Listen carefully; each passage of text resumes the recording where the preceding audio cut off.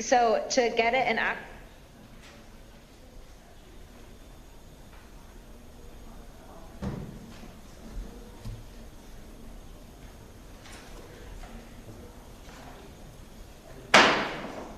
The Subcommittee on National Parks, Forests, and Public Lands will come to order. The subcommittee is meeting today to hear testimony on the monumental decisions, a long overdue reckoning with racist symbols on our public lands. Under Committee Rule 4F, any oral opening statements at hearings are limited to the chair and the ranking minority member or their designees. This will allow us to hear from our witnesses sooner and help members keep their schedules. Therefore, I ask unanimous consent that all other members' opening statements be made part of the hearing record if they're submitted to the clerk by 5 p.m. today or the close of the hearing, whichever comes first. Hearing no objection, so ordered. Without objection, the chair may also declare a recess subject to the call of the chair because there are votes, so we will have to break for that.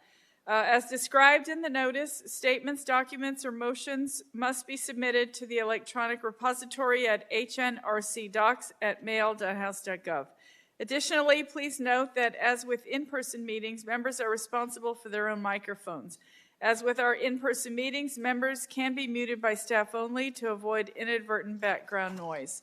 Anyone present in the hearing room today must wear a mask, covering their mouth and nose. The Speaker of the House and the Sergeant-at-Arms, acting upon the recommendation of the attending physician, require face coverings for all indoor gatherings over 15 minutes in length, such as committee meetings. Accordingly, to maintain decorum and protect the safety of members and staff, the chair will not recognize any member in this hearing room to speak who is not wearing a mask. According to House Rule 17 and Committee Rule 3D, the chair retains the right of recognition of any member who wishes to speak or offer a motion. This right includes the responsibility to maintain decorum. And thank you all for attending today's Subcommittee on National Parks, Forests, and Public Lands legislative hearing on 3 bills that grapple with the ramifications of Confederate statues, memorials, and symbols in public spaces throughout the country. I would like to start by welcoming the bill sponsors as well as the distinguished panel of witnesses joining us today to speak about this critical issue. I would also like to acknowledge the fact that there are not any Republican bills on today's agenda and recognize that this may cause some frustration among my colleagues on the other side of the dais. Throughout my tenure as chair of the subcommittee, approximately 1/3 of the bills scheduled for hearings have come from Republican sponsors. I remain committed to finding opportunities for bipartisanship and am hopeful that we can even find some consensus on the issues before us today. The national reckoning on racism and injustice precipitated by the tragic murder of George Floyd makes it clear that today's conversation is not only necessary but long overdue. I can't imagine that more than 150 years after the end of the Civil War, President Lincoln would have expected us to still be coming to terms with the legacy of slavery, racial discrimination, and inequality that the Confederacy fought to uphold. When it comes to our national parks and public lands, the least we can do is challenge ourselves to question the origin and meaning of the symbols we choose to display. President Trump has defended Confederate monuments as our heritage and spoken of their artistic beauty.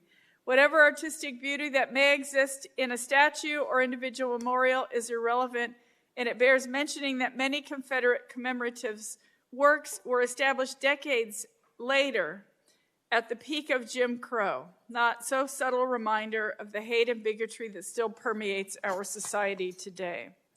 As we'll hear from our witnesses today, many communities across the country have begun to remove statues and other symbols of the Confederacy from parks and other public spaces. Yes, some have been removed or toppled by protesters, but just this month alone, 19 statues have been removed. Only 3 were taken down by protesters. I point this out not to condone the unsanctioned removal of statues, but as a reminder that without government and community action, these symbols will continue to perpetuate racism and inspire hate and malice on both sides of this issue, especially on public lands, which often have a racist history of their own. It is essential that we tell a story that can be embraced by all Americans. This is not about erasing history.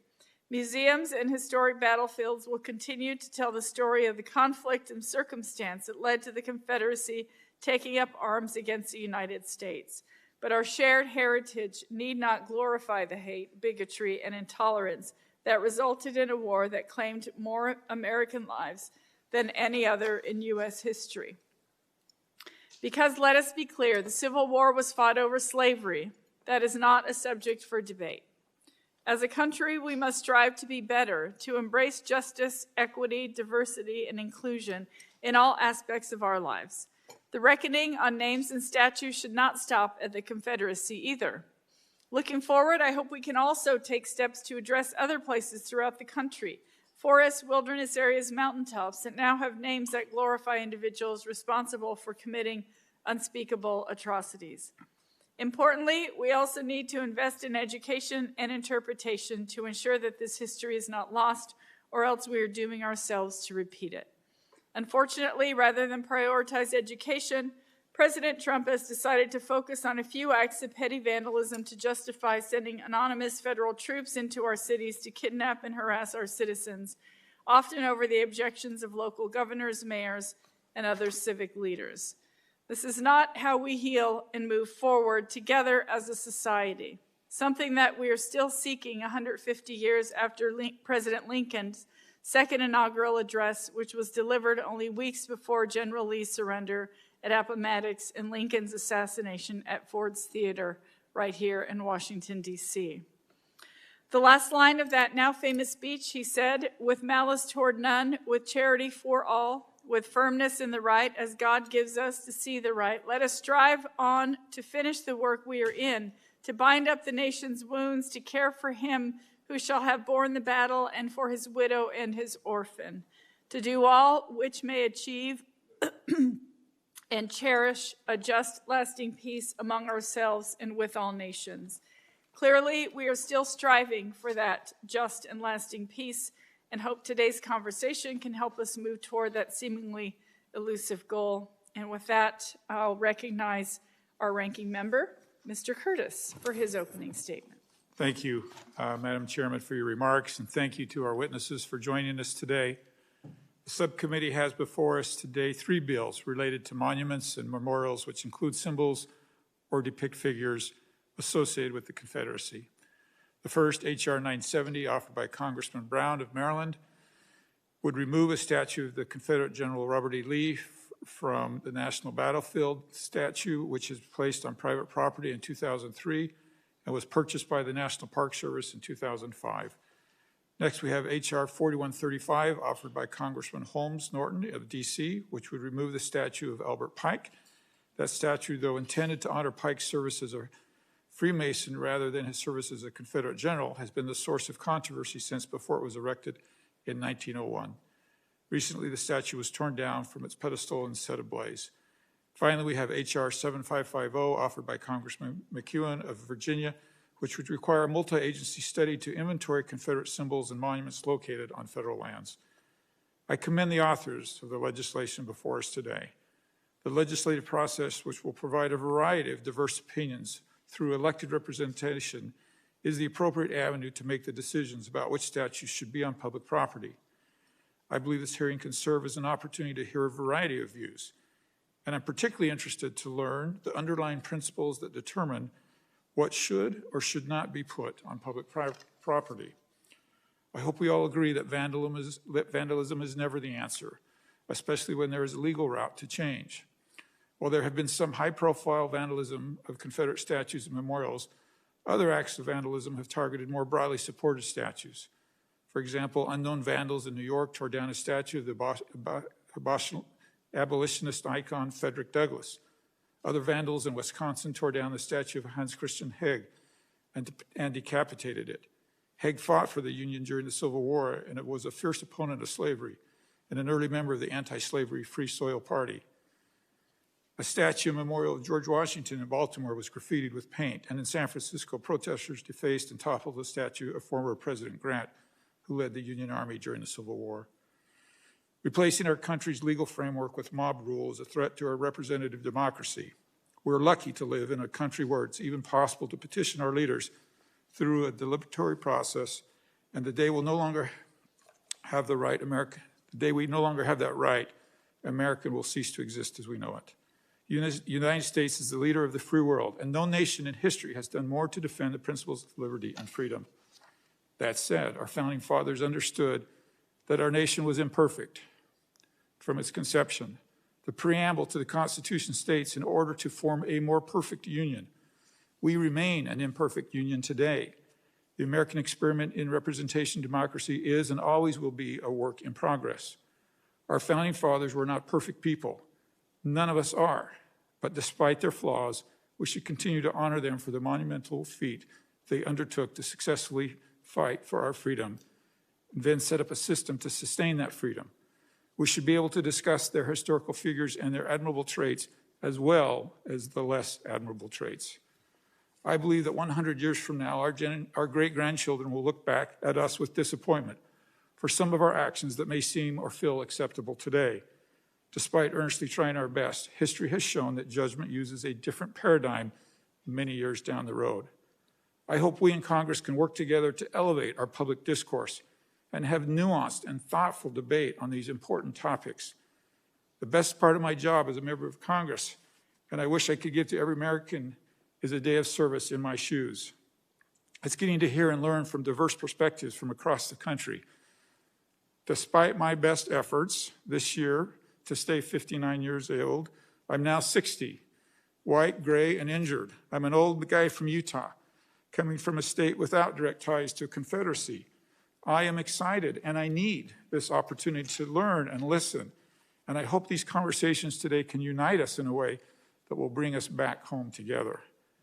Therefore, one of my primary goals of this hearing is to understand what my colleagues on both sides of the aisle feel should be underlying framework determining if a statute should remain or be removed. I look forward to hearing from our witnesses today, and I yield back the balance of my time. Thank you so much, Ranking Member Curtis. Now I would like to turn to our first panel and welcome the members of Congress who wish to testify in the bills they have sponsored. Let me remind the witnesses that under our committee rules, they must limit their oral statements to 5 minutes, but that their entire statement will appear in the hearing record. When you begin, the timer will start, and it will turn orange when you have 1 minute remaining and red when your time has expired. I recommend that members and witnesses joining remotely use the grid view so they may pin the timer on their screen. After your testimony is complete, please remember to mute yourself to avoid any inadvertent background noise. It will also allow the entire panel to testify before questioning the witnesses. The chair now recognizes the gentleman from Maryland, Mr. Brown, for 5 minutes. In the clock, can I just ask, I know each committee is slightly different. Is it proper in this committee that when members or witnesses present and during that presentation only, we can remove our face masks? Okay. Thank you. Thank you, Chairwoman Holland and Ranking Member Curtis. I want to thank also Chairman Grijalva for having me here today and for including H.R. 970, the Robert E. Lee Statute Removal Act, as part of today's legislative hearing. I also want to thank my colleagues, Congresswoman Norton and Congressman McEachin, for their work on this issue. We're all incredibly proud of our national parks and public lands. They preserve the natural landscapes and represent part of the intricate tapestry of our national history.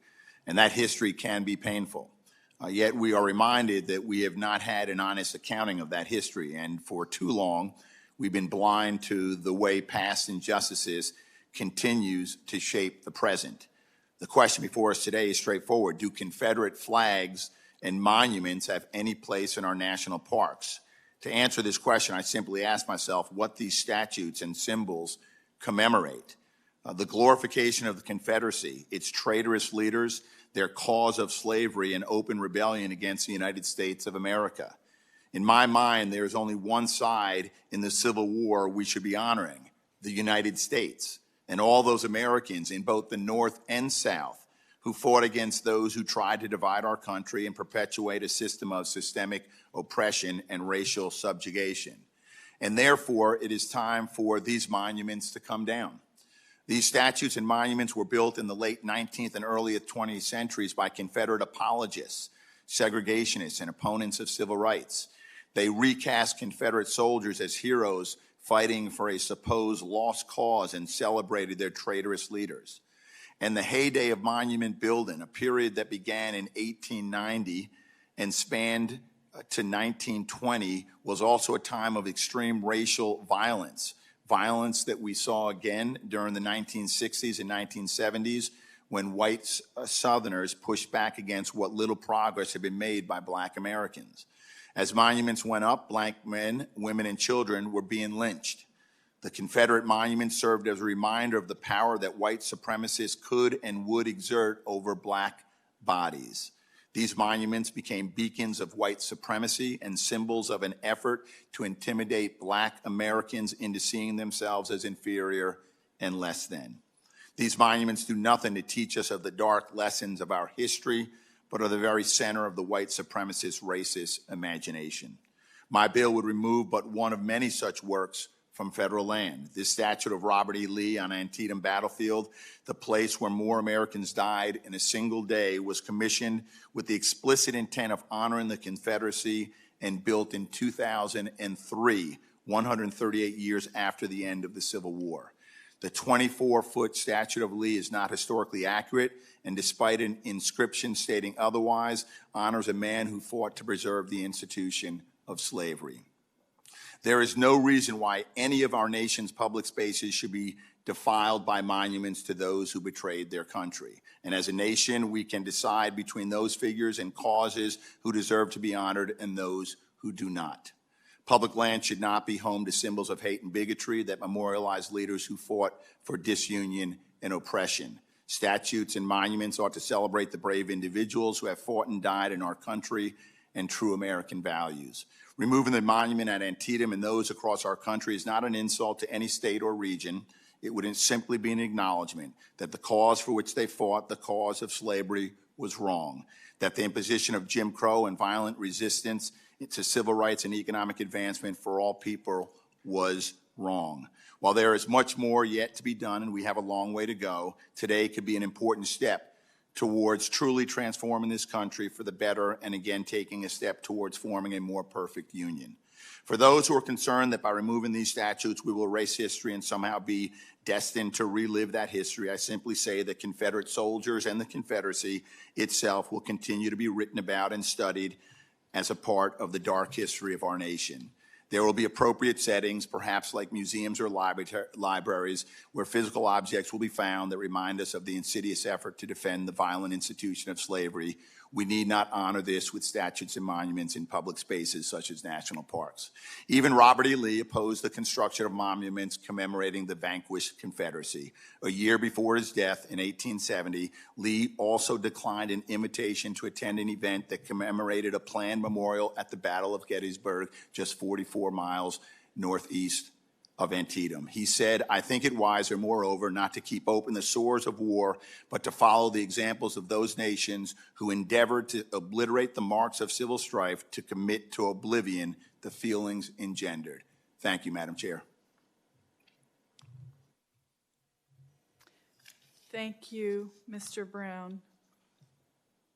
The chair now recognizes the gentlelady from the District of Columbia, Ms. Norton. I thank you, Madam Chair, for holding this hearing. I thank your fellow committee members, and I thank your fellow panelists.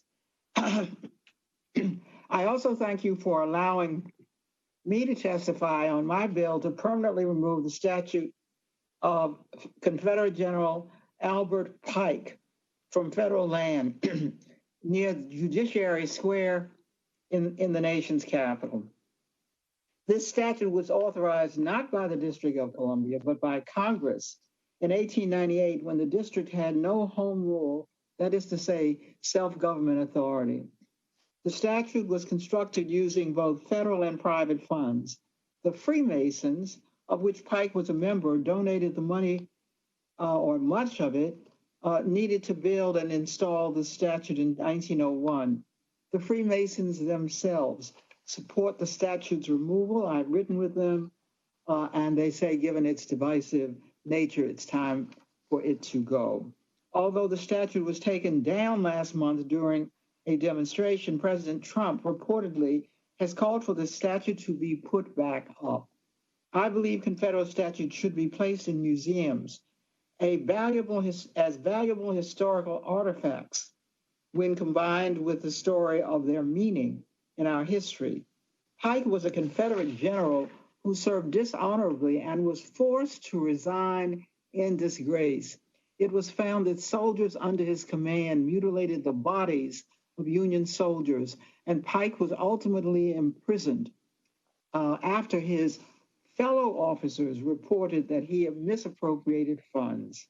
Adding to the dishonor of taking up arms against the United States, Pike dishonored even his Confederate military service.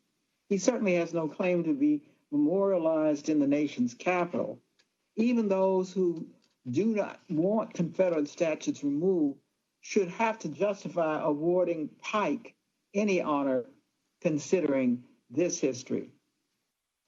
After meeting with the Freemasons in 2017, I decided that the best course of action would be to remove the statue and find a more appropriate place for it.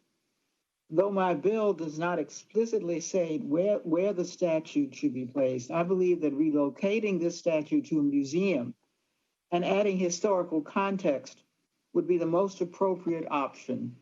The DC Mayor and the DC Council also support the removal of the statue. In 2017, the DC Council unanimously passed a resolution calling on Congress to remove the statue.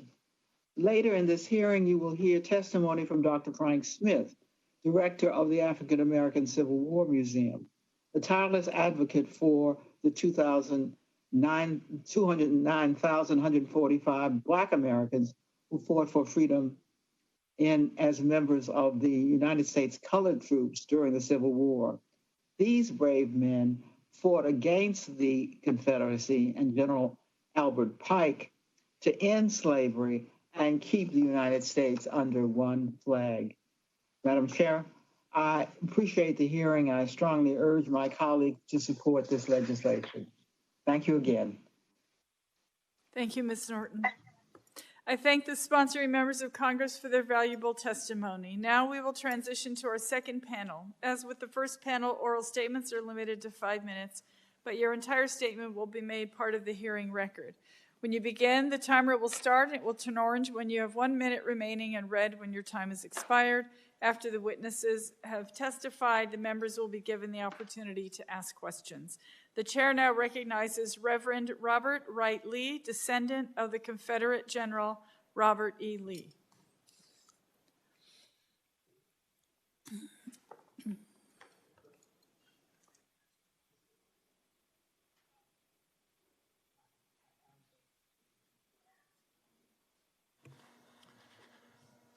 To Chairwoman Deborah Holland and the members of the Subcommittee on National Parks, Forests, and Public Lands. I'm here to give testimony in regard to H.R. 970 and the broader conversation regarding Confederate monuments. As with anything I do, I'm acutely aware I could not do this alone without the people who help along the way. I am grateful to Congressman Anthony Brown for the bill, for Kaylee Darty, my counsel today from my hometown, and for most importantly, my wife Stephanie, who is at home working, but helped copy edit my testimony. I also want to acknowledge the reality in the room and the reason that I am here. I am not the first Robert Lee to testify before the United States Congress. One did in 1866 during Reconstruction. It is indeed another person who bears a first and surname identical to mine, and whose lineage I bear as a nephew of Confederate General Robert E. Lee. But I've been clear that I dare not speak for my entire family or for even the general himself, as some still revere him and see no reason for this hearing today. I will instead let the famed Confederate soldier speak for himself, as his documented testimony before Congress can be found easily in your records. When asked before Congress and the country if Black American citizens were equally capable of acquiring knowledge as white Americans, that, Robert Lee said, I do not think that he is capable of acquiring knowledge as the white man is. There are some more apt than others. I have known some to acquire knowledge and skill in their trade or profession, I've had servants of my own who learned to read and write very well. Lee was later asked by a senator from Missouri during the same hearing if Southern states should allow the suffrage of Black Americans. Lee remarked, "My own opinion is that at this time they cannot vote intelligently, and that giving them the right of suffrage would open the door to great deals of demagogism and lead to embarrassments in various ways." I raise these two statements and moments from the other Robert Lee's testimony to highlight the difference and dissonance from what this Robert Lee is about to say. I fully believe, along with a host of other amazing citizens of this great country, that Black lives matter. And for us to continue to celebrate a man who questioned the education, disparaged the right to vote of Black life, and had previously fought for the continued enslavement of Africans on the North American continent is an affront to those now who are suffering under current weights of oppression. That said, I want to uplift two people who ultimately shared that with me. One was Janie Bowman, my Black nanny in the South in the 1990s, who sang the sweet hour of prayer while I slept in her arms when my parents worked. Though she's not on this earth today, I know in the hereafter she, along with countless others who experienced racism and bigotry and white supremacy, are cheering you all on to show that the cost of following what's right might not be politically expedient, but it is incredibly good. Likewise, my confirmation mentor, a strong woman of color named Bertha Hamilton, taught me that I could take my Confederate symbols down and still live to tell the tale. She implored me to remove a flag and a picture I had in my room because she saw my life, my calling, as more valuable than these symbols. I'm here today to say the same is true for all of you. If we are honest, the answer is clear.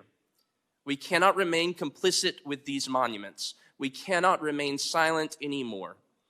If we do so, our silence becomes agreement and endorsement to complicity. The statue at Antietam and the bill that it represents and statues everywhere must be removed for a more perfect union, which is inclusive of a better tomorrow and a better United States. I will close by saying that as much as I love the history of my family and the study therein, I am most avidly an armchair presidential historian. Many presidents, from President Kennedy, President Reagan, and President Obama, have compared these United States to a shining city on a hill. While I acknowledge that all of these three presidents were incredible orators and public speakers, the notion of a city on a hill is a distinctly spiritual one, an area I hope, at least as a pastor, that I know well. In the Christian New Testament, Matthew's gospel states, "You are the light of the world. A city on a hill cannot be hidden. No one, after lighting a lamp, puts it under the bushel basket." Friends, we are on a hill. I call on this committee and this Congress to pass this bill not because of erasing history, but on the fact that the American people have lit a light that is no longer hidden. Thank you. Thank you very much, Pastor Lee, Reverend Lee. The chair now recognizes the Honorable Mitch Landrieu, founder of E Pluribus Unum and former mayor of the city of New Orleans.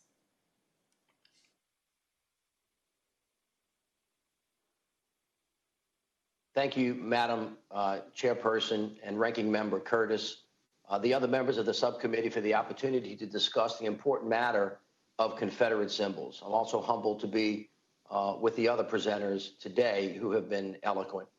It is indeed a pleasure to be with you this morning. As the chairperson said, my name is Mitch Landrieu. I'm the president and founder of E Pluribus Unum, appropriately named after our nation's founding motto, "Out of many we are one." Our goal is to help advance racial and economic equity across America. I also served as mayor of the city of New Orleans from 2010 to 2018, Louisiana's lieutenant governor from 2004 to 2010, and I had the joy of being in the House of Representatives on the state level for 16 years. As many of you know, as mayor of New Orleans, I removed 4 Confederate statues from public land with a process that started in 2015 and ended in May of 2017 with the removal of a Robert E. Lee statue from the city's most prominent circle. That process helped reintroduce historical facts and a more proper telling of the history of how and why many of these statues or monuments were put up in the first place. The historic record is now clear. Statues of Confederate leaders were erected not just to honor these men, but as part of a movement which has now become known as the cult of the lost cause. This lost cause had one goal: through monuments and other means, to rewrite history, to hide the truth, which is that the Confederacy was on the wrong side of humanity.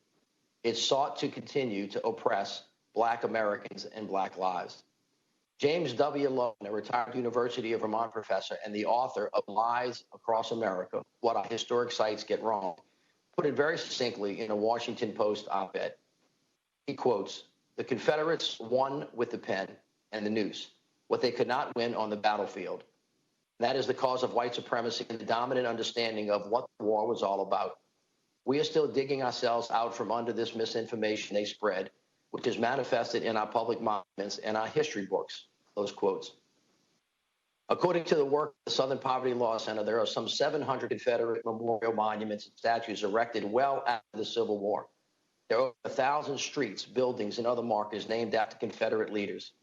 According to their research, 2 distinct periods saw a significant rise in the dedication of monuments and other symbols.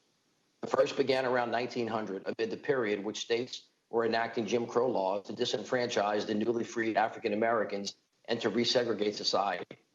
This spike lasted well into the 1920s, a period that saw a dramatic resurgence of the Ku Klux Klan, which has been born in the middle and in the immediate aftermath of the Civil War. The second spike began in the early 1950s and lasted through the 1960s as the civil rights movement led to a backlash among segregationists. These 2 periods also coincided with the 50th and 100th anniversaries of the Civil War. In summary, the South lost the war, and a group of people got together and decided that they were going to adorn the country with monuments that revered those who fought on behalf of a cause that was lost, which they wanted to make seem noble.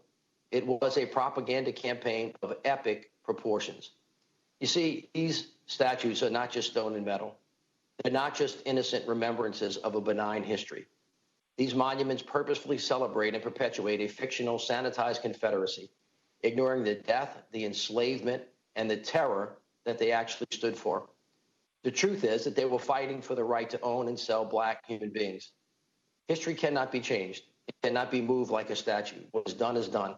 The Civil War is over and the Confederacy lost, and we are all the better for it. But in this, the 20th year of the 21st century, we should not debate whether the United States of America should revere the Confederacy.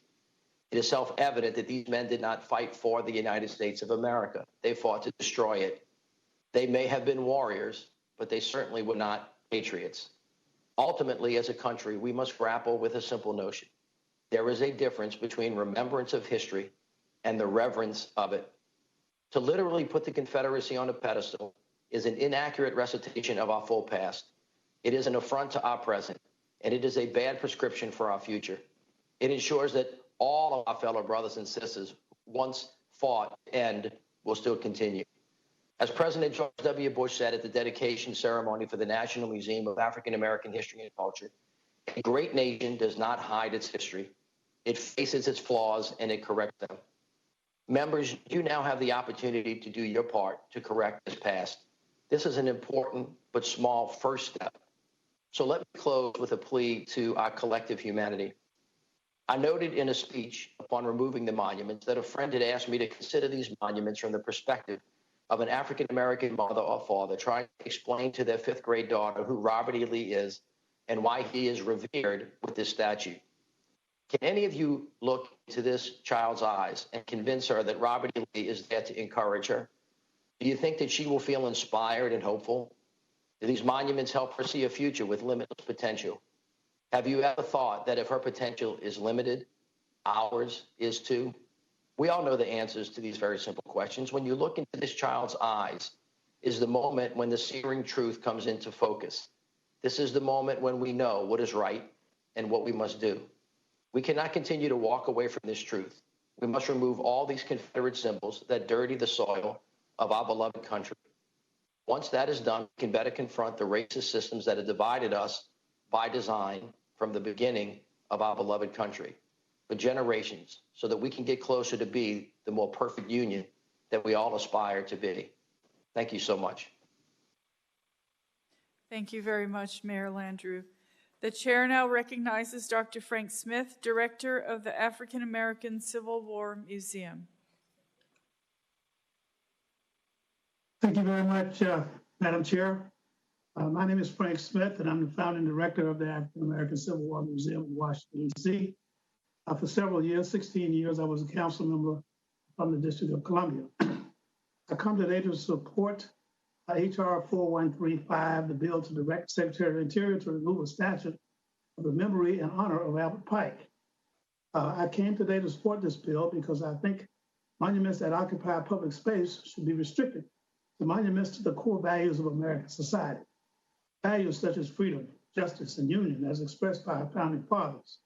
Alternatively, if and when it is discovered that a monument or statue in a public place does not represent those basic values, it is incumbent upon us to take those statues down and move them to some more appropriate location. Albert Pike was an avowed racist. He supported the Confederate Army in its efforts to split America into two countries, one slave and one free. Pike was an officer in the Confederate Army that slaughtered thousands of Union soldiers that were left dead on the battlefields of the Civil War in places such as Gettysburg, Vicksburg, Nashville, and Fort Pillow. At war's end, Pike opposed the three Civil War amendments: the 13th Amendment that abolished slavery, the 14th Amendment that made African American citizens, and the 15th Amendment that gave blacks the right to vote. Against the right to vote, he argued that, quote, the white race and that race alone shall govern this country. As Confederates defeated on the battlefield of the Civil War, Pike would join other rebel officers such as Nathan Bedford Forrest in establishing the Ku Klux Klan. The Klan was a terrorist organization that hanged blacks, burned their schools and churches, destroyed their hard-earned wealth in places such as Tulsa, Oklahoma. There are many monuments, markers, public buildings, roads, and highways named for traitors such as Jefferson Davis, Bobby Lee, and Albert Pike, but few to no such monuments, especially to blacks and their white officers who remain loyal to the Union Army and helped President Abraham Lincoln maintain his avowed dream of one nation under God. On July 18th, just a few days ago, we celebrated the 22nd anniversary of the establishment of the African American Civil War Museum in Washington, D.C. July 18th, 1998 was chosen as the inauguration date for the memorial because it was also the anniversary of the Battle of Fort Wagner, the battle about which the movie Glory was made. Everybody remembers Glory. The African American Civil War Museum lists the names of 209,145 U.S. colored troops and their white officers who joined President Lincoln in the Civil War to fight for freedom and union. The monument was built on federal lands with private funds and was authorized by a bill introduced by my Congresswoman, Eleanor Holmes Norton, who's a friend of mine from the Civil Rights Movement back in the day. The African American Civil War Museum, which is across the street from the monument in Washington, is expanding into an adjacent Grimke building where it will triple the size of its exhibits by the end of this year. One new exhibit will feature two USCT soldiers related to First Lady Michelle Obama, whose names are listed on the Memorial Wall of Honor. As an added feature, we've also commissioned a 6-foot-tall statue to the memory of President Abraham Lincoln, which freezes Lincoln in a moment in history when he's signing the Emancipation Proclamation. Paragraph 8 of that proclamation reads, persons of suitable condition will be enlisted into the Union Army. That, by the way, for the ranking member from Utah, that statue was done by a man named Stanley Watts from Kearns, Utah. We've acquired the Lincoln statue already. We have it in storage at the museum, awaiting final installation later this year. It is available for public viewing at any time by appointment only. I rise today to support this bill. I think it's time for us to remove this. And let me say, in the name of our friend John Lewis, whose name should be spoken today in this chamber at least one time, we all know that we have a given point in our lives. All of us will leave some things undone. This is something that was left undone. And so in honor of John Lewis and all the people that he stood for, let us get these monuments down. Thank you very much. May God continue to bless all of you, and may God continue to bless America. Thank you so much. The chair now recognizes Dr. Joseph LeConte, Director of the B. Kenneth Simon Center for American Studies at the Heritage Foundation. Well, thank you, Madam Chair and Ranking Member Curtis, for inviting me to participate in today's hearing. I think what's happening here in this room is how we in our local communities should approach the debate over America's monuments through peaceful, democratic processes. The sins of slavery and racism have left some deep scars on our nation, as they have in many other nations throughout history. In the protests that we've witnessed around the country, there are no doubt many people involved whose intentions are good, whose aim, in the words of Abraham Lincoln, is to bind up the nation's wounds. That's a noble goal. But there's nothing noble about the unlawful assaults on our historic monuments. There's nothing admirable about violent mobs taking over city streets, destroying businesses, and terrorizing civilian populations. This is not the way to bind up the nation's wounds. There are forces in this country, in the mob mentality in our streets, in the media, in the academy, that seek to erase, to distort, and to pervert our history. They want to manipulate the past so they can bring about a future in line with their radical political vision. And every day, we're seeing more clearly what that vision looks like on the ground. It represents not only a breakdown in law and order, it is that.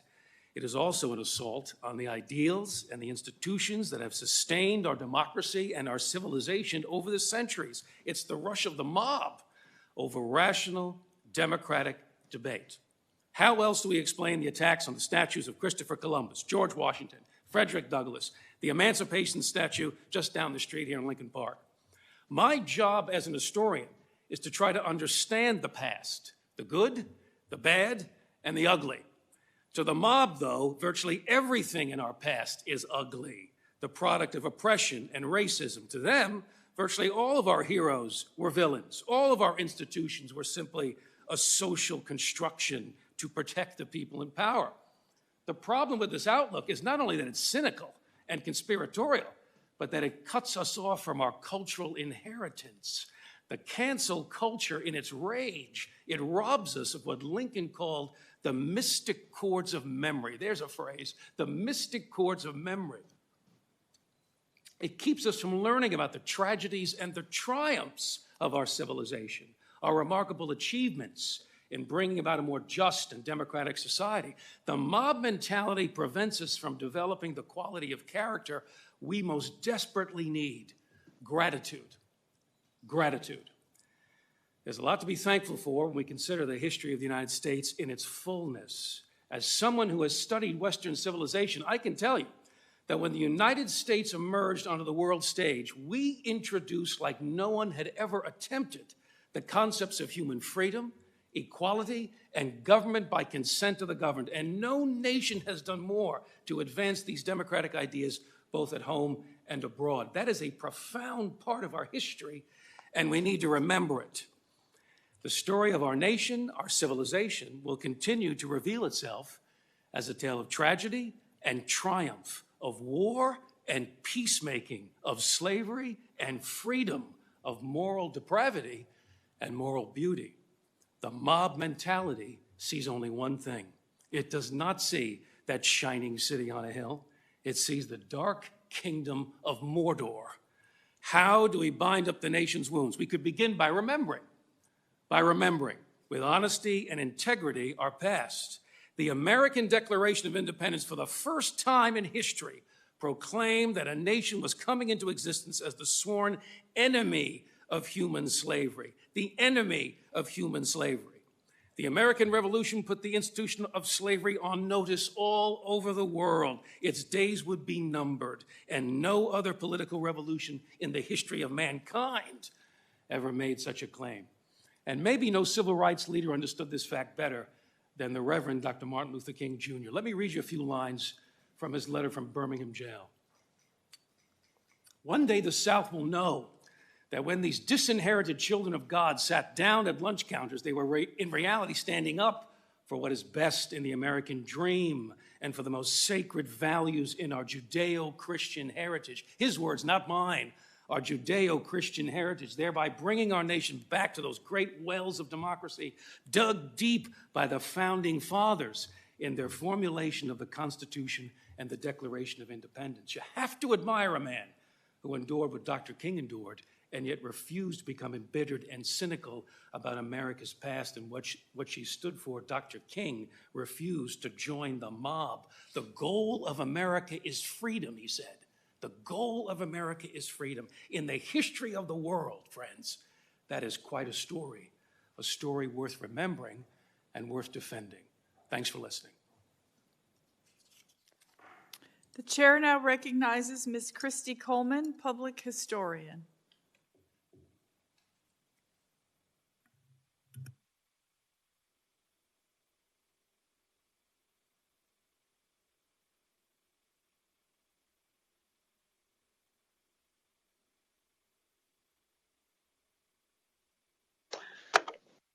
To members of the House Committee on Natural Resources, thank you for the opportunity to speak to you today about H.R. 7550 at the request of Congressman McEachin.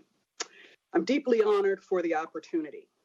I have to start by saying a Pew Research study done just a few years ago found that 48% of survey respondents believed that the cause of the American Civil War was states' rights, compared to only 38% who noted slavery as its root cause.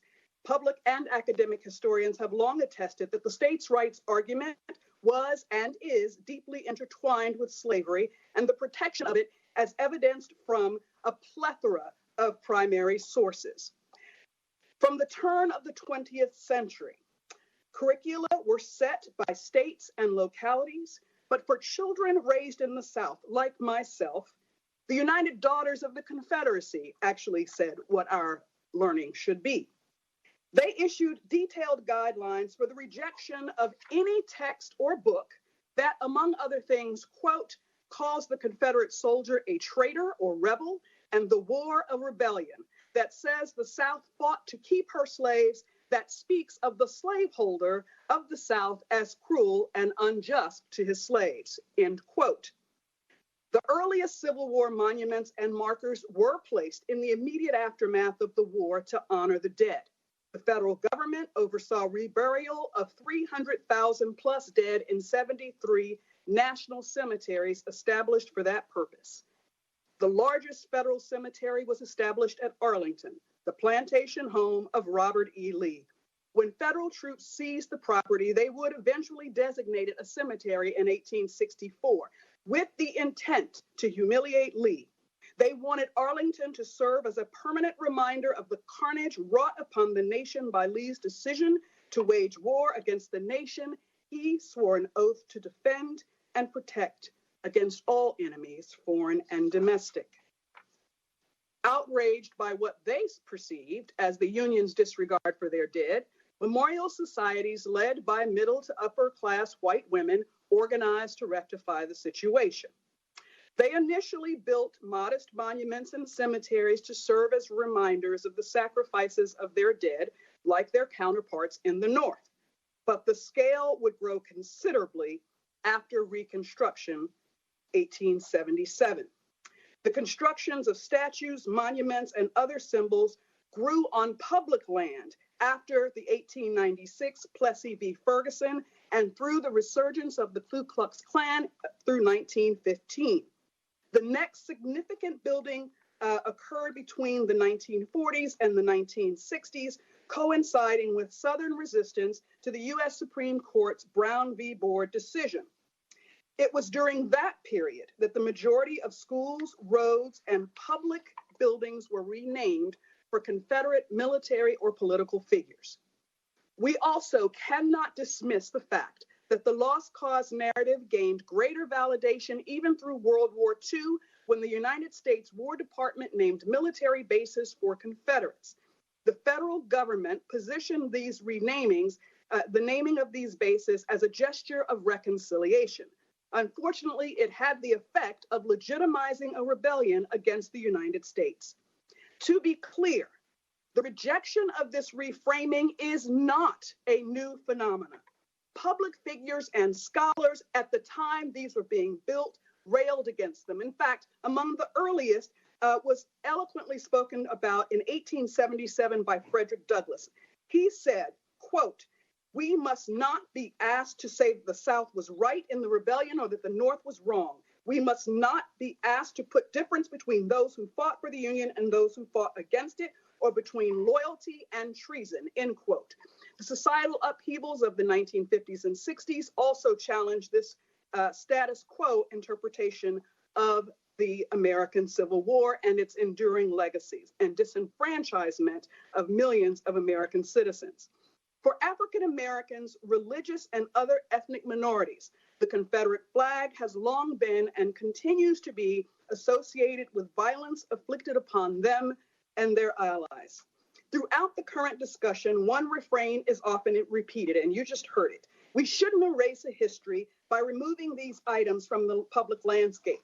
The fact is, the history was already erased when these items were erected. Subsequently, how Americans remember the Civil War is remembered and interpreted for the entire nation has been skewed. With that said, I do say this. When asked what should we do in thinking about monuments moving forward, let's be clear.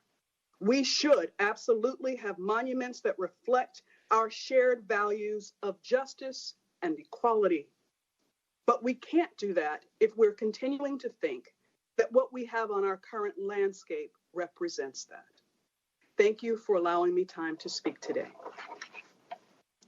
Thank you very much, Ms. Coleman.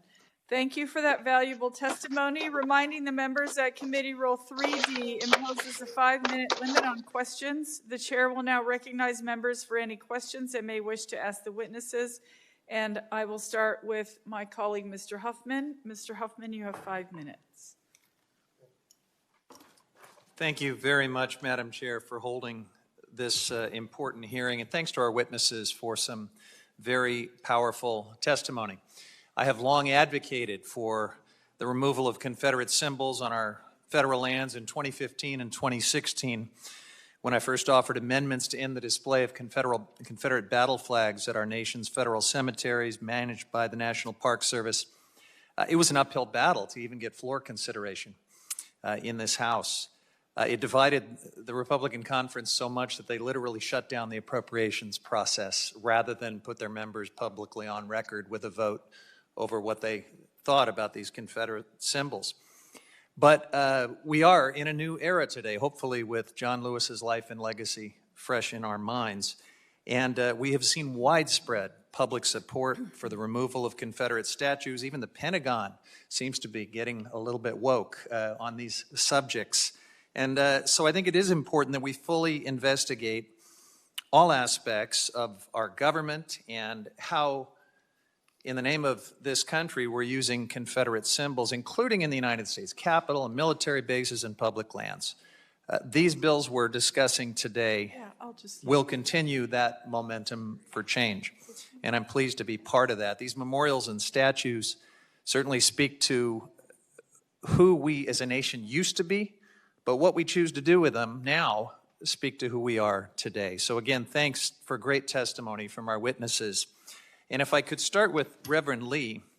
Reverend, you are such a powerful messenger on these subjects. Thank you so much for doing this. I think you show that we don't have to honor dark aspects of our heritage by walking in the same footsteps as ancestors who got it wrong. And that is a great contribution, I think, to this moment. So let me ask you, can you briefly explain why you felt so compelled to speak out about the issues involving Confederate statues and symbols? For me, sir, it was one of those things that it involved redemption and reconciliation and even reparation, and acknowledging that for me, this isn't about me. I'm a white dude. I can walk by these statues and not feel a thing, and that's actually really dangerous in this current climate, that I, as a person who can just walk by this statue, not feel a thing, whereas someone who is in my community can walk by on the way to vote and see a Confederate statue and still experience such hatred and violence and oppression. Well, thank you for that. Mayor Landrieu, you gave a heck of a speech a couple of years ago when you removed the last of New Orleans' Confederate monuments. I'll quote it if I could. To literally put these statues were intended to literally put the Confederacy on a pedestal in our most prominent places of honor, and that is an inaccurate recitation of our full past. It's an affront to our present, and it's a bad prescription for our future. Could you please explain what you meant when you said that Confederate statues are an inaccurate recitation of our full past and an affront to our present? Thank you so much. One of the things that self-appointed historians articulated in opposition to us taking down the monuments was that somehow we were erasing history, when in reality, those monuments only reflected an inaccurate recitation of only 4 years. New Orleans, as you know, was founded in 1718. We had a very long history. We celebrated our 300th anniversary the other day. And what happened was we only had a recitation of our past for 4 years of it. And there were no public symbols of all of the other people that helped make New Orleans the great multicultural city that she has become. And so in that essence, they took a piece of property and they took all of our history and tried to communicate to people that that was the clear history of who we were. I think that that is historical malfeasance. Many people say that we should add to what it is that we have. Well, if that's true, why has that never been done? And why are our most prominent spaces kept for people that tried to destroy America rather than to lift it up? Those monuments did not seem to be a reflection of who New Orleans ever was, much less who New Orleans ever wanted to be, which is why the people of New Orleans voted to allow me to use my authority to take them down. Thank you, Mr. Mayor. Thanks again to our witnesses and to Chair Holland for this important discussion. I yield back. Thank you, Mr. Huffman. The chair recognizes Ranking Member Curtis. Thank you, Madam Chair. I'd like to thank our witnesses, and Dr. Conte, I've got a couple questions for you. And I want to preface my questions with this. I truly hope that nobody will interpret from my line of questioning that I oppose the bills before us today. I support what's happening, and I think these are important conversations that we're having. But I do continually ask in my mind what our standard is, and how do we know when we've crossed that standard, and how do we not know? And when this hearing came up, I remember very clearly a subcommittee meeting of this subcommittee where we were considering the Chicano Park Preservation Act. And I pointed out that the murals in this park that we were protecting featured controversial figures like Fidel Castro. And I asked the NPS Deputy Secretary, Vela, to comment on the National Park Service's agenda, try to represent all people, and did this concern them? And the response was, within the narrative of the national parks, we tell a lot of stories and demonstrate a lot of images and narratives. Through educational interpretation, we're able to provide the visitors with a better understanding of why those images exist, why those exact statues exist, and enable them an opportunity to develop their own thoughts as to the particular item they're looking at. I asked the majority's witnesses on the bill a similar question and asked her to help me understand the possible comparisons such as today's statues. She said that there was little need for concern because there are more than 100 murals in the park, that they were only 2 featuring controversial people. If we use that same model, which I think we should, to be consistent, a quick Google search says that there are 116 statues in Washington, D.C., and probably thousands throughout the national park system. And so really the question I bring before the committee today is, what is our standard so we'll know it when we see it, right? When we've crossed that line of when a statue should be removed and when it shouldn't. And how much in an individual's life, at what level does it disqualify them to be honored for other accomplishments that they may have had? And Doctor, I don't know if you can help me on that, because I think it's important for this committee. We'll be here again looking at other statues and other figures, and they may or may not meet the high level that we're looking at those today of controversy. And I'm just kind of curious from your perspective how you'd answer that question. Well, thank you, Ranking Member Curtis, for that question. It's a great question. I'll take a stab at it. I mean, one of my real concerns is the level of civic illiteracy, and I think it was Christy Coleman who referred to it, the ignorance of so many young people not even knowing what the Civil War was about, much less when it was fought. Same can be said for the First World War and the Second World War. Having taught students at the King's College there in New York City for a decade, it is really appalling, the kind of civic amnesia that we have. So on the one level, you could say that, monuments can be a teaching moment. Every monument can be a teaching moment. How do you decide which one should be publicly displayed? Well, in terms of monuments that clearly are directing our hearts and minds to honoring an individual, that's one thing. What individuals do we want to honor in our public and civic life? Well, those who are defending the democratic principles that we all agree to: freedom, equality, government by consent of the governed. If that individual is a defender of those principles, was a defender of those principles, then sure, we want to honor that person. If the person is not a defender of those principles, I don't know that the answer is to take them out of the public square, but I do think the answer is certainly to give us the context, the historical, contextualize that person and use it as a teaching moment, because the level of ignorance, civic ignorance about our own history is appalling. And what I'm increasingly worried about is if the ordinary young person can't even name the 3 branches of government, and we're hearing surveys like that from Pew Forum and elsewhere. If you can't even name the 3 branches of government, you are more susceptible to propaganda. And I don't want to see that happen in this country, and I think we're running the risk of that. So contextualize the monuments rather than necessarily removing them from sight. Teach the history. Teach it honestly with integrity would be my encouragement, if that's helpful. That seemed to be the answer I was getting at the time from the majority and the witnesses. And yet I too I have a lot of sympathy with their points made today with these statues, that they're very offensive. In my opening remarks, I alluded to this, and I don't mind bringing it up again. I grew up as a white male in Utah in the 60s and 70s. I'm part of that ignorance of the Civil War, right? And this has been very educational for me, and I'm trying with a really sincere heart to understand these issues, and I welcome the other members of the committee on both sides to have thoughtful dialogue about this. And I don't mind saying sometimes it's a dangerous dialogue. You don't feel like you can even ask questions. And so I appeal to all the members of this committee to keep having thoughtful conversations that are safe, that allow us to ask these questions in a way without seeming like we're trying to be problematic or even racist. And Madam Chair, I regret that I'm out of time. I yield my time. Thank you, Ranking Member Curtis. The chair recognizes Mrs. Dingell.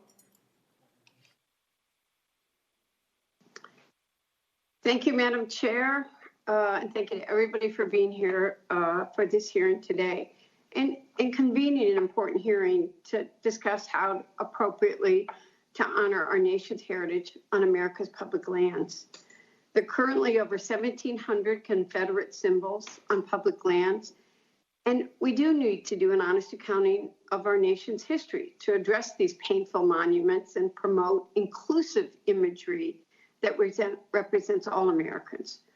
Our current national moment has placed renewed scrutiny on the appropriateness of Confederacy imagery on America's public lands, and dozens of these have already been removed legally in the last few weeks following George Floyd's murder in May.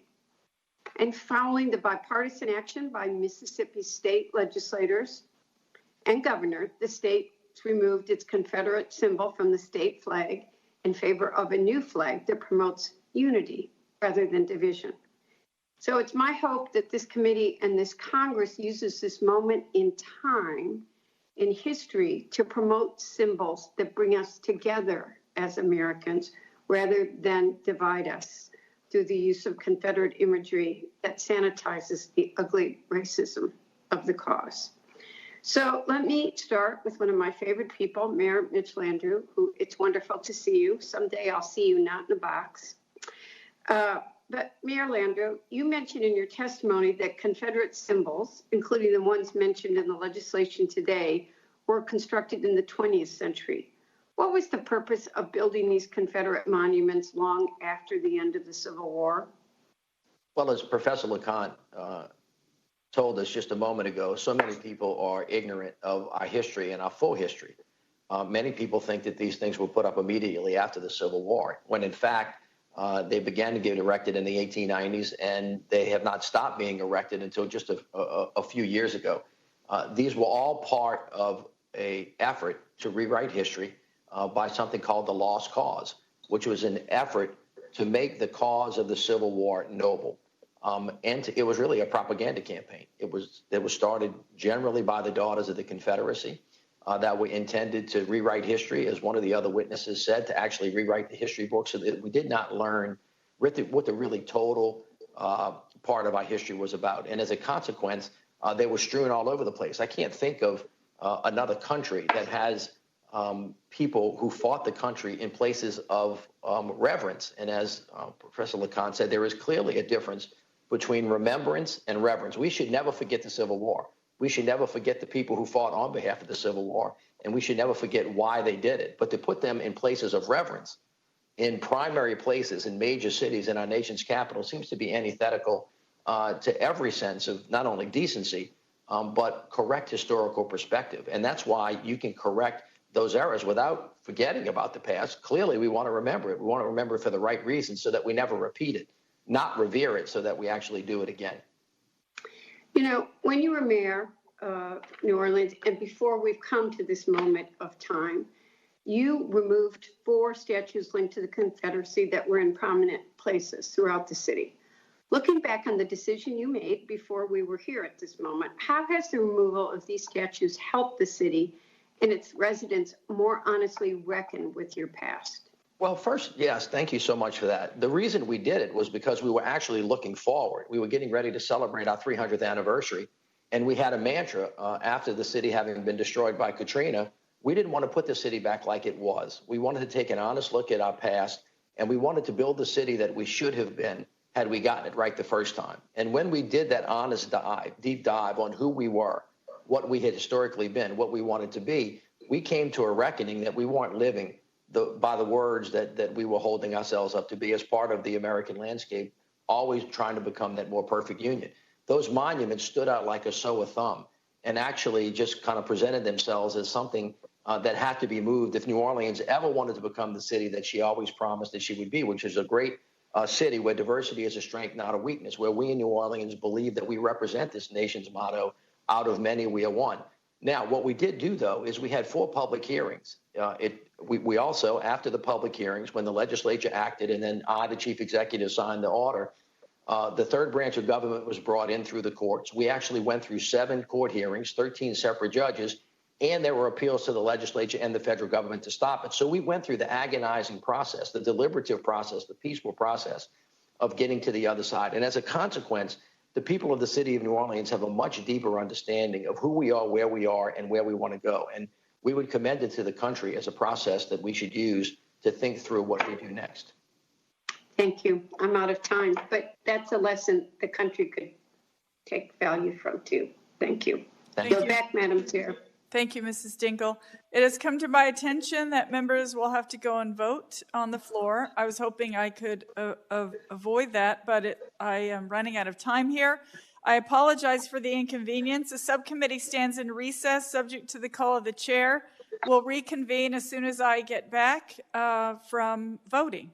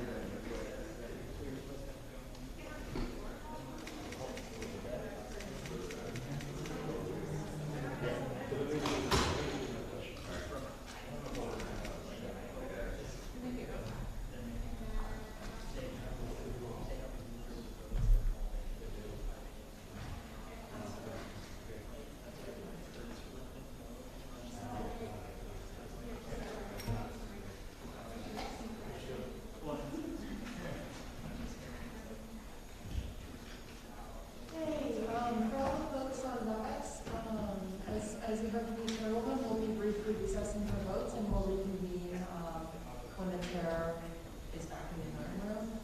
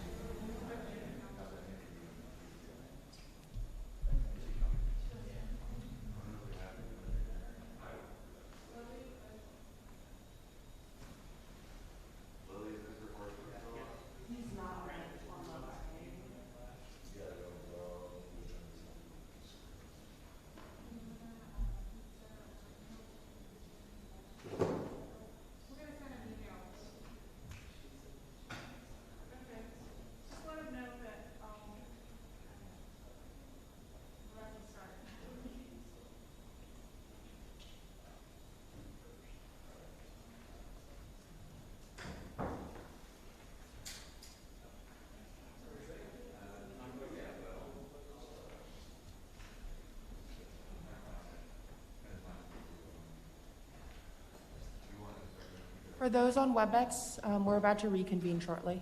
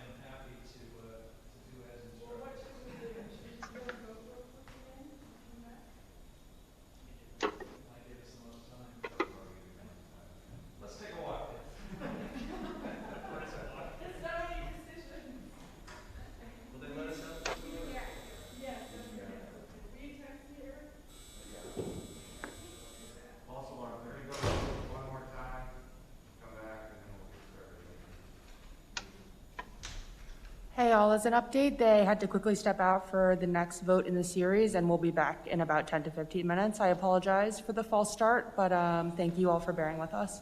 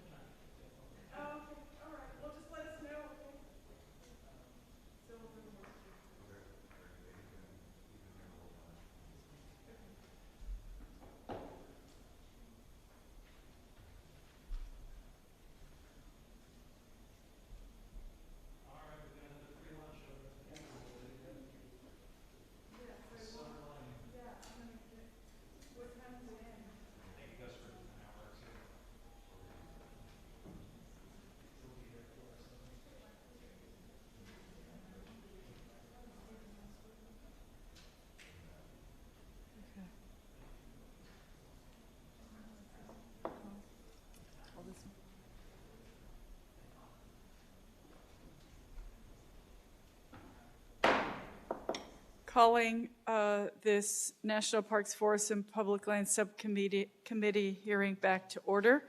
And the chair will recognize Mr. Horsford for 5 minutes.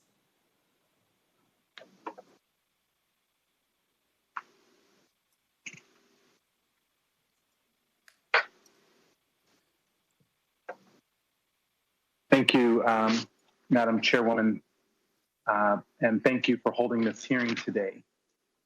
You know, this has been a very difficult week for all of us, and as we mourn the loss of Congressman John Lewis of Georgia, a hero to so many of us, a champion for equality, we must too remember the sacrifice and legacy he and so many other Americans made in fighting for our civil rights and freedoms.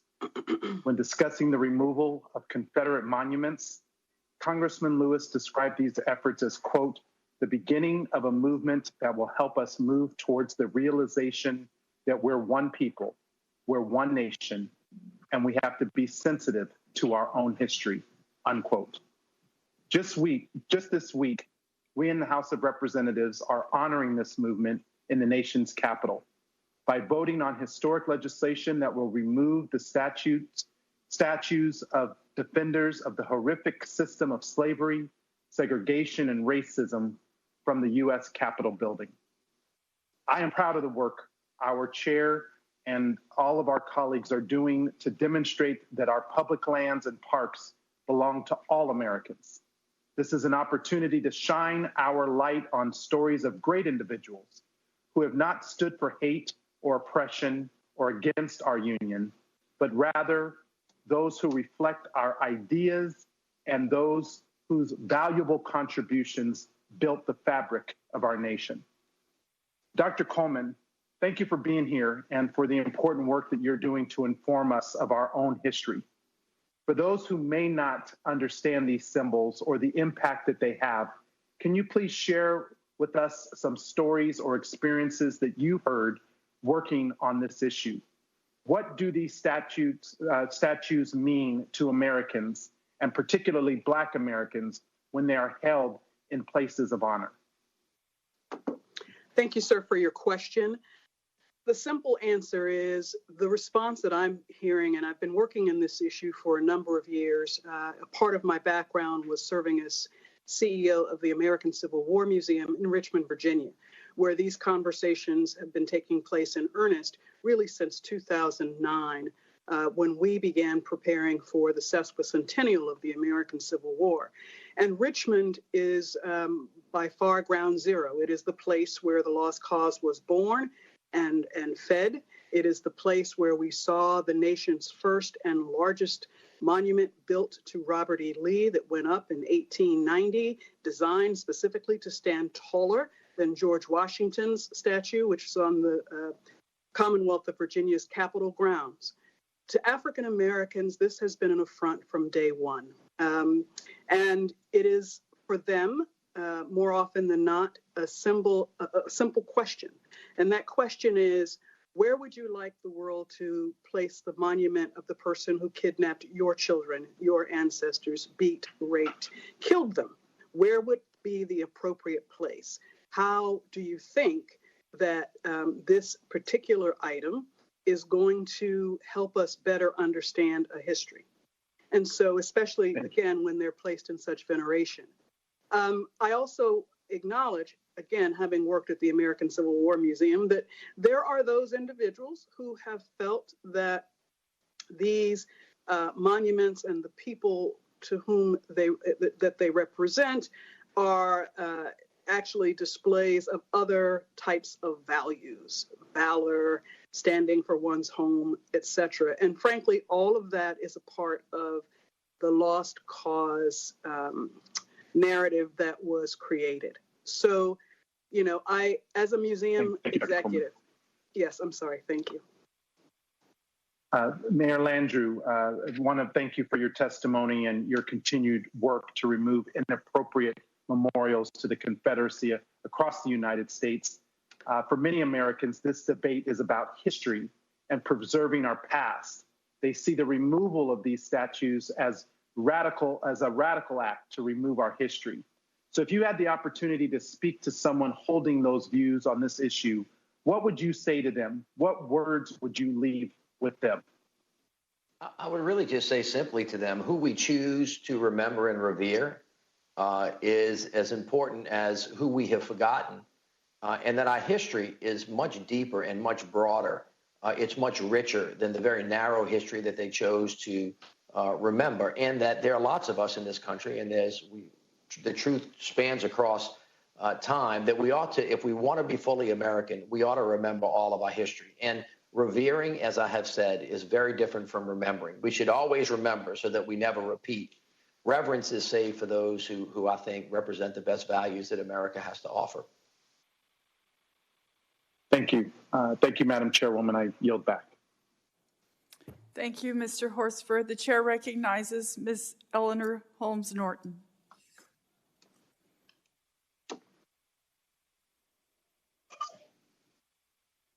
Thank you, Madam Chair. I really want to thank you for this hearing. I hope you can hear me. I have a question for Dr. Smith, but I also want to make sure I understood Dr. LeConte's testimony. I think we all agree, I certainly agree with him, that the takedown of mobs by mobs or crowds of monuments is a most inappropriate way to do it. Do I understand, Dr. LeConte, to agree that these museums should be taken down and perhaps put in museums?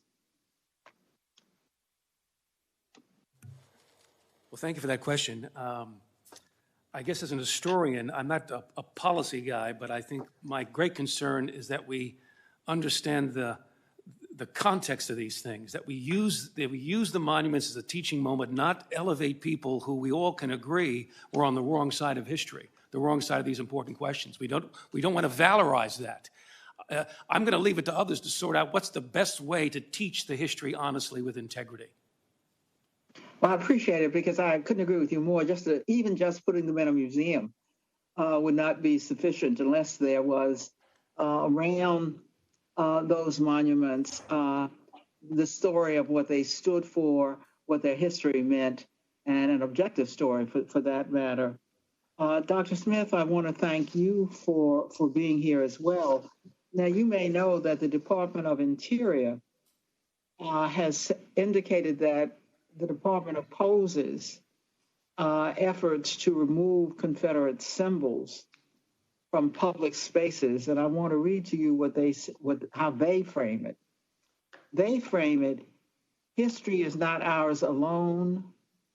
It belongs to the generations of the past, present, and future to serve as a collective national memory. What do you think of the department's position? Well, it's hard for me to discuss this without thinking about it as a Black person, an African American. Born in Georgia, went to college in 1959, part of the Civil Rights Movement, went to jail with you and John Lewis and other people. And so every time I pass by one of these monuments, every time I drive down Robert E. Lee Highway, I feel like the public has done me an injustice. So it's hard for me to talk about the Park Service position without looking at it that way. So although it sounds like they don't care what we think, they don't care what African Americans think, they don't care how our blood boils when we walk past these things. And what we're seeing now is with the Black Lives Movement, there's a public uprising against these things, because it's taken us so long to get this done. They're starting to take matters into their own hands. And so I think the urgency, that means that there's some urgency. There's some urgency about what we're doing now. If we don't want to do this, we must do the early processes you're doing. Got to get these things done. Yeah. Well, I appreciate that. And the department frames its opposition more delicately, but the president has said that not only does he want them down, those that were taken down, he wants put back up. So I do think there's a civil way to do this. There's a way to keep from forgetting. To forget would be an atrocity. This is a bit of our history that very much needs to be remembered. The question before us is how that remembrance should take place. And I thank you again, Madam Chair, for this hearing and for allowing me to wave on to the committee to ask my own questions. I yield back. Thank you, Ms. Norton. The chair recognizes Mr. Brown for 5 minutes. Thank you, Madam Chair. Mayor Landrieu, I want to thank you for testifying today and for your work in this area. Mr. Huffman referenced, as maybe did others, your most eloquent speech in May of 2017. And in that speech, you also stated, while some have driven by these monuments every day and either revered their beauty or failed to see them at all, many of our neighbors and fellow Americans see them very clearly. Many are painfully aware of the long shadows their presence casts, not only literally but figuratively, and they clearly receive the message that the Confederacy and the cult of the lost cause intended to deliver. So you during your tenure, you removed 4 Confederate statutes. You were the mayor of a southern city with a minority population. And you may have testified to this, but I apologize because many members are having to leave at different times to go vote. So I apologize if the question is redundant. But why was it important to you to remove these statutes, even in the face of national backlash and criticism? Well, first of all, the city of New Orleans, as I had testified previously, was preparing for its 300th anniversary. And when you do that, you try to take stock of your history, who you are. If you're a discerning group of people, you think about where you've been and where you're going, and you ask yourself whether you've been living with integrity. These monuments were not in distant places. They were right smack in the middle of the city, in its most prominent places that would reflect to people who came there that that's what the people of the city actually believe. And nothing could be further from the truth. As I had said previously, they only represented 4 years of our history, and it was an accurate recitation because the place where the Lee statue was actually where the Union troops slept. And so if we wanted to reflect the history of New Orleans, its totality, its melting pot, its diversity, those monuments were clearly a historical lie. And so it was important, if the city of New Orleans wanted to live with integrity, if we believed that out of many that we were one, that we adorned our public spaces and revered those values that made us who we were. And they stuck out like a sore thumb. So it was really important for the city, not just to get rid of the monuments, but to think about the ideas that put them up and the institutional biases that existed in our systems going forward. And I would recommend that for the country as well, to do a deep dive and to think about how the country is actually divided by design and how we make institutional changes to make America available for everybody. Thank you. Reverend Lee, thank you for your appearance today. Can you expand and elaborate on the point that you made in your op-ed in the Washington Post, where you stated, many of my fellow Southerners are afraid that if we remove Confederate monuments, we will forget the legacy of Lee and our Southern heritage. If we are honest with ourselves, many of those fears are anxiety about a shifting way of life, a loss of a certain understanding. What is the certain understanding and its loss to which you refer? Well, Congressman, I think many of my fellow Southerners especially have this mentality that we have always had a way that it's always been. You go down yonder back where I live, and if you ask them how to cook that way, it's always been that way. You ask them how you raise children, it's always been that way. And that's not to oversimplify things, it's just to state that we have a way of doing things.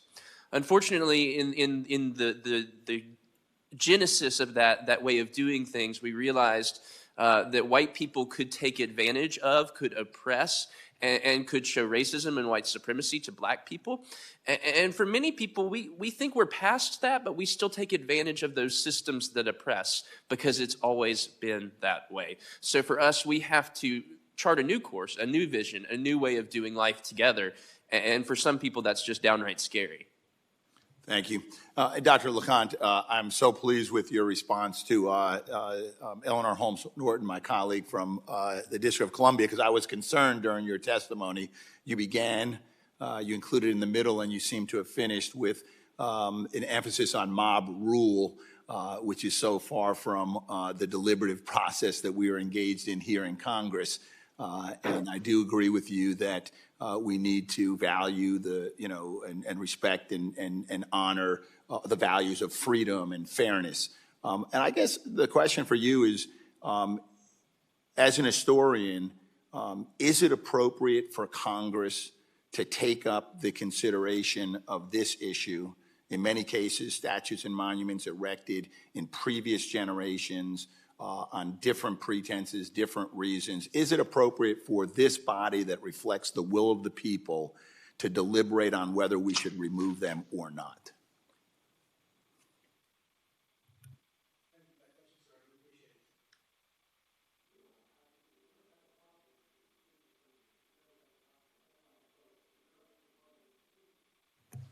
Sorry about that.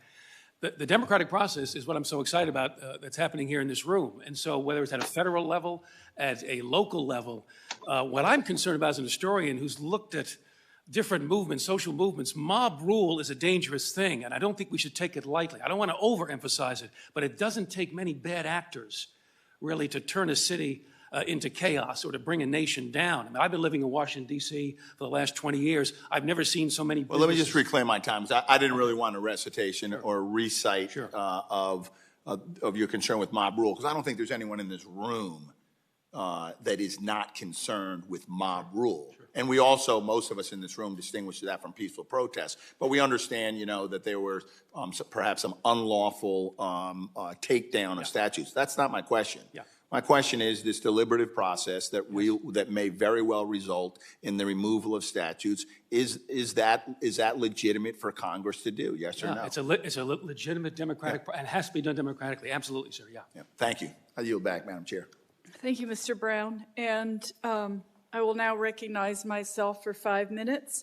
Mr. LeConte, you mentioned in your testimony that statues of Christopher Columbus are being targeted by protesters, and you mentioned the statues of Columbus along with George Washington, and so it seemingly as if those statues should remain untouchable, and I want to tell you why protesters are targeting statues of Christopher Columbus. I'm a 35th generation New Mexican. Christopher Columbus murdered thousands of indigenous people when he came over to this part of the world. And he opened the door for Europe to come and colonize this continent when millions of indigenous people had lived here since time immemorial. They brought disease, they brought violence and oppression and genocide. This country is founded on genocide, which in my opinion, I have a minor in history, certainly not a major, which is a precursor to how they would treat the slaves when they brought Africans over here to work and make people rich. And so I just want to say that because I couldn't let this hearing go by without mentioning that. So thank you. And Ms. Coleman, my question is for you.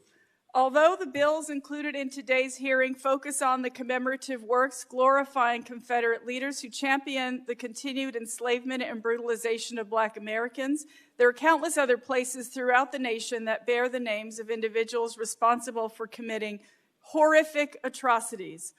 Ms. Coleman, based on your research, would you say that offensive or derogatory place names and sites is a larger issue that goes beyond Confederate statues? Yes, the simple answer is yes, I do. As you just mentioned about Columbus and others, there is a horrific past there. I am appreciative of our need to know all of these things. What disturbs me the most in these conversations is when people say that the removal of these objects is somehow taking away the history. We know that King George III was king of these 13 colonies before the American Revolution. Every single statue of him was taken down by the people, not a deliberative process. Our nation was born out of civil and social unrest, at sometimes turning into protest and damage of property, nay, the Boston Tea Party. So what I think becomes important for us to understand is that we have to be mindful as we look forward and as we look back on the past to determine, again, which values we want to set forward. We are not going to forget the atrocities. We can't.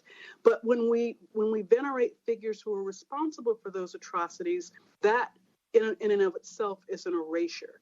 I will say that I may be alone in this, but there are individuals that I do believe, even in their imperfect selves, and this isn't about presentism, this is about the realities, that there are individuals that gave us founding language of being a better place, of having a more perfect union that we can cling to, even if they did not.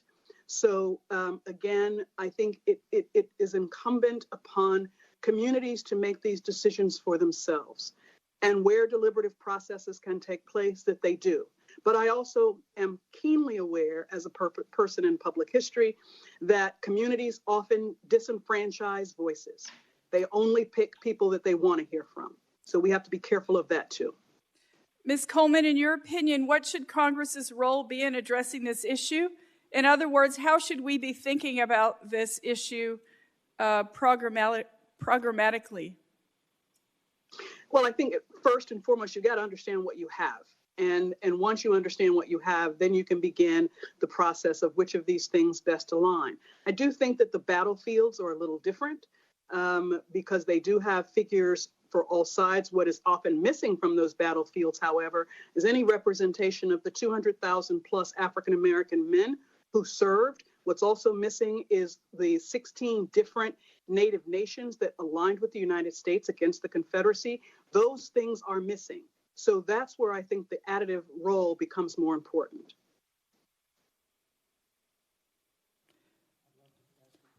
Thank you so much, Ms. Coleman, and I yield and would like to recognize Mr. Huffman for another question. Thank you, Madam Chair. And I want to go off of my prepared materials and just see if I might ask a question to the great panelists we have here today who have worked so hard on these reckonings with symbols from the Confederacy. Far away from the military base named Fort Bragg on the other side of the country, I represent a bucolic little community on the California coast named Fort Bragg. And it's a little interesting quirk of history for those who would look at it as some sort of historic significance. It was named before the Civil War, but there's no connection between Braxton Bragg and this community. It never went anywhere close to it. It inherited this name just on a historic lark, and it has continued for generations. Well, fast forward to 2020. We're having an interesting conversation in the community of Fort Bragg, which is a wonderful, kind, and non-racist community that is grappling with the fact that they've got a really bad name that doesn't represent at all who they are or who they've ever been. But a lot of folks have nostalgia and memories and other things attached to that name.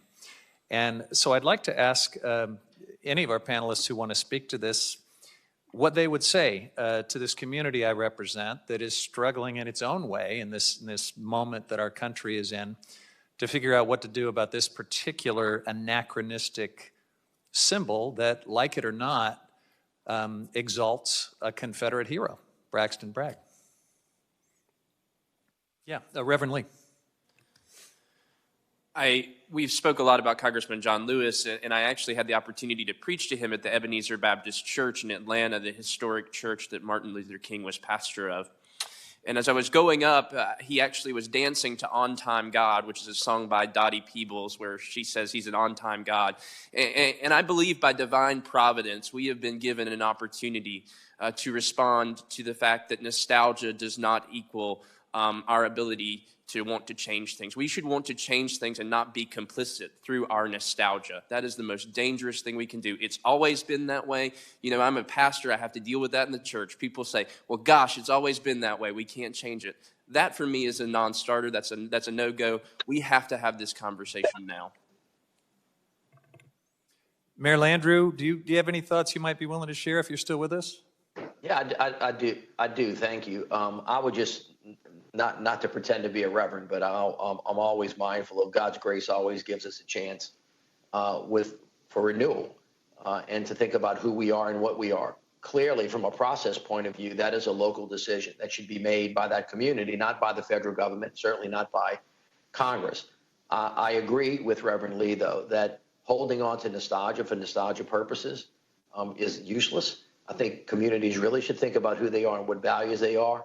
And there is consequence to living under the shadow of someone that fought to destroy the country for the sake of preserving slavery, even though it may be historically weird that some community so far away from the South was named after a Confederate general. It's a decision that the community has to make, but if I were a member of the community, having learned what I have learned and knowing what I know now, I would prefer to change the name. Appreciate that. Anyone else care to comment? Yes, this is Frank Smith with the African American Civil War Memorial in Washington, D.C.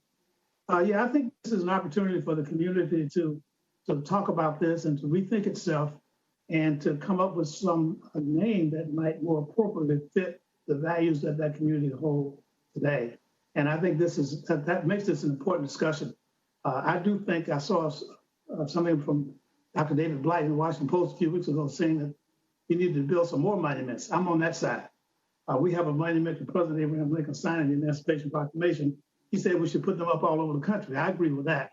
So somebody needs to pay some attention to trying to get some things up on the landscape that represent the most important period in the history of this country, which is the Civil War, which changed this country from a country that supported slavery, built on slavery, to a country where it could talk about freedom.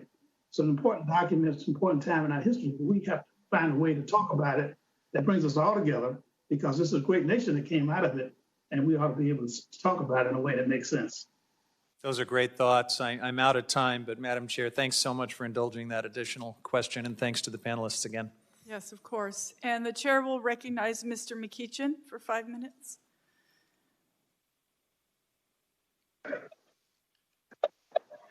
Thank you, Madam Chair. And, to the participants today, I thank you for joining us.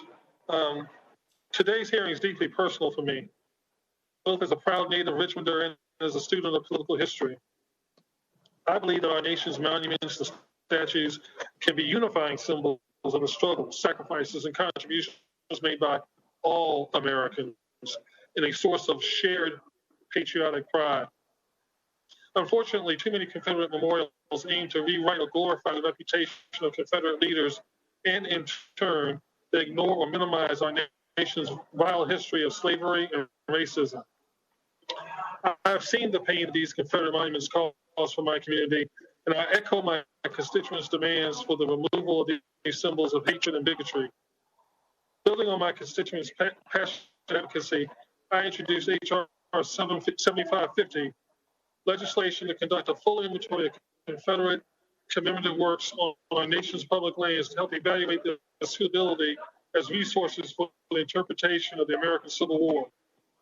This legislation will enable the federal government to have a clear picture of what works exist, where they are located, and to what extent they are being used appropriately, if at all. Madam President, now I'd like to ask Ms. Christie some questions if she's available. I am. Okay, thank you. I'm sorry, Ms. Christy Coleman, I apologize. Ms. Coleman, thank you for speaking about the importance of having a comprehensive picture of what Confederate commemorative works exist on public lands managed by DOD, the VA, and the Department of the Interior. How would you respond to the belief that Confederate monuments located on federally managed lands are fundamentally different in nature from commemorative works in place in public spaces? You were breaking up a little bit, but I think I understand what you were asking, and that is the difference between on commemorative lands versus public lands. There is a huge difference, again, to me, about the placement of statuary at battlefield sites, for example, or at cemeteries, for example. The problem is when these statues are in public space, i.e. in front of courthouses, in front of police departments, in front of schools, in general parks. it places them in an entirely different context. And that context, I believe, was ultimately harmful. One of the things that I think we have to, again, why I think that your proposal is a good one, you have to identify exactly where they are and how and when they were placed, and that will provide the kinds of answers that are needed to make the determination of the next steps.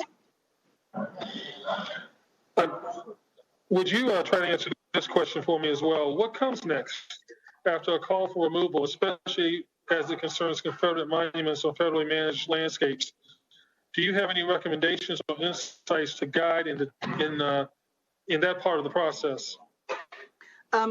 Like Mayor Landrieu, in Richmond, Virginia, we did have a process called the Monument Avenue Commission, and it was a deliberative process that lasted about 18 months, where we held public hearings, public meetings, took in written works, etc. Had a team of scholars that were looking at the history behind each and every one of them, presented that information to the public, had partnered with the museums community in Richmond to better educate our community to come up with a decision. And the decisions that community made were actually put in place. The challenge that we had was that in Richmond and in the state of Virginia, there was a law on the books that said that these objects could not be removed. That law was made in 1904, the exact same year that they disenfranchised 95% of Black male voters and half of white voters who were not of a certain income level. So it was no mistake when that law was made, but that was going to take time to change the law, and the law was changed. And so those are the kinds of things that I think every state, again, every community needs to carefully look at. Thank you, Ms. Coleman. I think my time is about to run out, and I'll just say this. As Americans, we have a responsibility to not only learn from, but confront our history and to strive for a more complete telling of our nation's story. I look forward to working alongside you, Madam Chair, our colleagues, and my constituents in this critical effort. Thank you, and I yield back. Thank you, Mr. McEachin. I thank the witnesses for their valuable testimony and the members for their questions. The members of the committee may have some additional questions for the witnesses, and we will ask you to respond to these in writing. Under Committee Rule 3.0, members of the committee must submit witness questions within 3 business days following the hearing, and the hearing record will be held open for 10 business days for these responses. If there is no further business, without objection, the subcommittee stands adjourned.